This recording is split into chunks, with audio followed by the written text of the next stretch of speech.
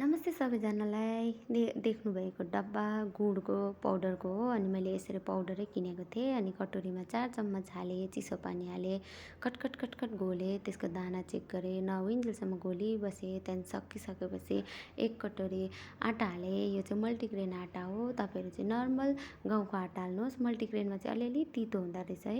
अनि फिटे फिटे फिटे फिटे फिटे फिटे त्यहाँदेखि मैले अजवाइन हालेँ। अजवाइन हाल्नुभन्दा अगाडि त्यसमा दाना धुनी रह्यो कि रहेन त्यो चेक गरेँ। त्यहाँदेखि फेरि फिटेँ। यदि तपाईँहरूले चाहनुभयो भने मिठा सोडा पनि हाल्दा हुन्छ फुलाउनुको लागि, तर मैले हालिनँ। त्यहाँदेखि कराही बसाएँ, कराही बसाएर त्यहाँदेखि पहिला हाईमै राखेको थिएँ, त्यहाँदेखि तेल हालेँ, तेल कम्ती हालेको छु मैले है। अनि त्यहाँदेखि हालेर भिडियो बनाइदिने पनि कोही थिएन, हल्लिँदैछ नि त है, स्ट्यान्ड सिस्ट्यान्ड छैन, पछि किन्छु त्यहाँदेखि फेरि हाल्छु है। त्यहाँदेखि यसलाई तताएँ, त्यहाँदेखि गुलगुला हालेँ। यो चाहिँ के हो भन्दाखेरि गुलगुला हो। यो बनाउनु कसरी जाने भन्दाखेरि चाहिँ जब म मुम्बईमा थिएँ, आन्टीले मलाई सधैँ सोध्नुहुन्थ्यो, खाना बनाउने आन्टीले, बेटा गुलगुला खाएगा गुलगुला भनेर है। अनि म चाहिँ मना मात्रै गर्थेँ, तर एक दिन बनाउँदै गर्दा मैले चियासँग खाएँ, मलाई मिठो लाग्यो। अन्त आज आन्टीसँग बात गरेको थिएँ, अन्त आन्टीसँग बात गर्दा मलाई याद आयो, अन्त फेरि बनाएँ। अनि मैले चियासँग खानुको लागि रेडी गरेँ, मिठो।